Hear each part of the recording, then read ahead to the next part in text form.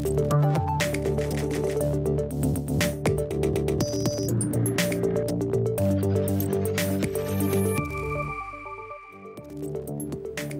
evening, I'm Grace Brown in Hong Kong and welcome to View TV News. Coming up on tonight's show. Could Hong Kong's efforts to go green hit consumers' wallets? We have expert analysis on the government's new e-waste recycling scheme. President Trump takes aim at Beijing once again, with the White House said to be considering raising tariffs on even more Chinese goods. And North Korea is one of the topics up for discussion at this year's ASEAN Foreign Ministers Summit. We have the details from the host city, Singapore. First this evening, consumers in Hong Kong may have to pay a bit extra for household appliances as a consequence of the government's new recycling program. The Producer Responsibility Scheme on waste electrical and electronic equipment starts today. People who buy certain electronic products under the scheme can arrange for their old items to be removed for free. The retailer will then send those to a recycling facility, but as Almond Lee reports, the green initiative could still come at a cost.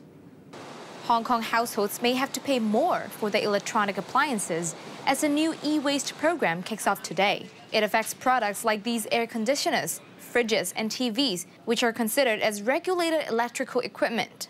Under the scheme, retailers must provide buyers with a free removal of an old machine of the same kind. That equipment will then be sent to a licensed recycling facility. But sellers are now required to pay a recycling levy to the government, which ranges from $15 to $165. Some shop owners say they're thinking of passing on that charge to the consumers. In the past, we didn't charge our customers an installation fee because we could take their old aircon and resell it. But now, if we can't take the old appliances, the consumer will have to pay the installation fee and even more. Maybe up to $600 when they make a purchase. Environment Secretary Wong Kam Sing says the potential price increase is not necessarily a result of the scheme, since there are other factors. He also stresses that it's illegal for retailers to fail to provide the removal service. At the moment, people have no legal responsibility to recycle e-waste, but Wong says he hopes Hong Kongers will be proactive. The retailers, suppliers, and even the consumers should bear certain responsibility as a reasonable citizen, that we have to understand that our actions somehow may affect the environment. So we recommend them to make the best use of the take-back service provided by a licensed recyclers. Wong says sellers and recycling facilities have up to 3 days to collect old appliances. That could put a squeeze on the city's only 3 licensed recycling facilities. But the government is promising that there will be enough capacity to deal with higher demands. Almond Lee, View TV News. Well, earlier we spoke to Dr. William Yu, the CEO for the World Green Organization, and asked him how serious Hong Kong's e-waste issue really is. For Hong Kong, the entire estimated electronic waste accounts for 70,000 tons per year. So if you compare the e-waste per capita, for Hong Kong people, we are talking about 22 kilograms. But compared to other cities like Singapore, they're only 20 kilograms, and Taiwan 90 kilograms. So you can see a significant amount of e-waste have been produced by the Hong Kong citizen. And people here always buying the latest phones, for example. Exactly. So an interesting figure is you found out that in the U.S., 40% of U.S. citizens, they change their mobile phone, to a new one every 24 months. But Hong Kong, much shorter, only 21 months, they, again switch to another new style, new fashion mobile phone. There are only a few licensed e-waste recycling facilities here operated by Alba company. Is that enough for the city's e-waste needs? I think for the Alba capacity, when we look at this big facility established to recycle or to reprocessing all these collected items, that already accounts for, I would say, 85% of the total e-waste amount. Because now we target only the air conditioner, refrigerator, washing machine, TV, and computer. All these account for 85% of the total e-waste in Hong Kong. So now they can probably handle up to 30,000 tons per year. And the capacity can increase to 50,000 tons, which means cover almost the total amount of these 5 selected items. To the latest now in the escalating trade spat between the US and China, the Trump administration is said to be considering a 25% tariff on $200 billion worth of Chinese imports. That's up from the original 10%, which was set last month, in an effort to pressure Beijing into making trade concessions. In a speech late last night, US President Donald Trump blamed China for hurting American farmers. China and others have targeted, China had others, remember this, have targeted our farmers. Not good, not nice. And you know what our farmers are saying? It's okay. We can take it. These are incredible people. We can take it. You know why? They target our farmers because they know it's one of our great strengths. It's us, it's not me, it's us all together. They know it's one of our great strengths. Beijing responded this afternoon saying US pressure won't work and that China will retaliate if Washington takes further steps. Our mainland correspondent Samantha Vardas has the update from the capital. Dog food, furniture, bicycles, baseball gloves and beauty products are just a few of the goods we're talking about being targeted here. Now, while the tariffs wouldn't be imposed until after a period of public comment, more than doubling the rate from 10 to 25% could certainly escalate things. Now, experts have said that this round of tariffs would certainly have a bigger impact on consumers than previous ones. They say about half of all imports from China are facing tariffs, which will ultimately be passed on to American consumers. But of course, that may not be the end of it. Trump's also threatened a further round of levies on $300 billion of Chinese products, bringing the total to $500 billion, which would effectively cover all Chinese imports to the US. Now, for its part, Beijing has accused Washington of bullying and warned it would hit back if pressed. China's foreign ministry today said it's always upheld using dialogue to iron out trade issues. Now, since China imports about $130 billion of American goods, that doesn't leave much room for further retaliation, suggesting it may come up with other ways to tighten the screws.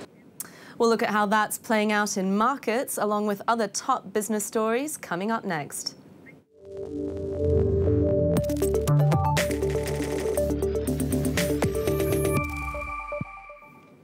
Let's start with local markets because those new trade war fears have eaten away at investor confidence. The Hang Seng Index slumped 0.86% to 28,340 points. Telecoms and utilities were particularly sluggish. Losses cut even deeper on mainland markets where trade tensions and weak manufacturing data sparked a sell-off. The Shanghai Composite closed down 1.81%.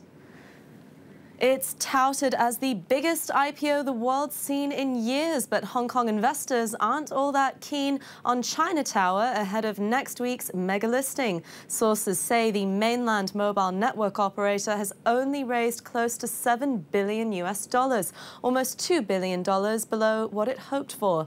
Shares are also being priced at 1.26 Hong Kong dollars, the bottom end of its range. Hong Kong has hosted some lukewarm listing debuts of late, including Xiaomi and Ping An's Good Doctor. China's internet giant Baidu has smashed quarterly profit expectations driven by a surge in online advertising. Revenues jumped more than 24% to $940 million in the 3 months to June. Baidu's ad business and growing popularity of its personalized news service have eased the company's cash crunch as it pours money into expanding across new technology areas. The company has more than doubled its profits in several recent quarters, seemingly bouncing back from a Chinese government crackdown on bogus medical ads across its platform. And speaking of earnings, Apple has moved closer to becoming the first $1 trillion company on the stock market. And it has its pricier iPhones to thank. Sales of the more expensive new generation models fueled better than expected quarterly revenue and profits. Conway Gittins breaks down the numbers. Apple, the world's most valuable company, soothing fears of an all-out tech wreck as it pushes ever closer to becoming the stock market's first $1 trillion company. The tech giant Tuesday showing it can still pull in customers for its higher-priced models. The iPhone X, iPhone 8, and the 8 Plus all saw strong demand around the world, including in China. That was enough to drive better than expected revenues and profits for the most recent quarter. And hardware wasn't the only thing working in Apple's favor. The services side of the business grew even faster than Wall Street hoped. Services have grown in importance since they can unlock other revenues for Apple after the initial purchase of an iPhone or other device. Throw in robust sales of other products like the Apple Watch and AirPod headphones, and Apple is feeling optimistic. The outlook for the current quarter is better than hoped, but that could all change if a trade spat between the U.S. and China heats up and Apple ends up on a tariff hit list. Volkswagen, though, seems to be having a tough time veering away from its troubles. Its quarterly operating profits beat forecasts, but the car maker says it's struggling to stick to new anti-pollution rules, clouding the sales outlook for passenger cars. Thoy Ong reports. A Titan car maker with an Achilles heel, Volkswagen has posted a 23% jump in quarterly operating profit, beating expectations and helped by a rise in vehicle sales. But the company is also having trouble adapting to new anti-pollution rules which have clouded the future outlook of its passenger cars. They rule the diesel market in Europe. And obviously with changes in policy around the world, we are now focusing on electric cars and the electrification of the road network. So they're going to be pumping a lot of money to make sure they obtain a huge amount of market share in electric as opposed to holding on to prehistoric diesel. Volkswagen made €5.6 billion compared to €4.55 billion a year earlier, but earnings were hit by €1.6 billion in fines and legal fees over Volkswagen's emissions scandal. The company warns sticking to its financial targets will also be a challenge, and that's coupled with uncertainty surrounding Brexit. They have about 22% of the UK car market.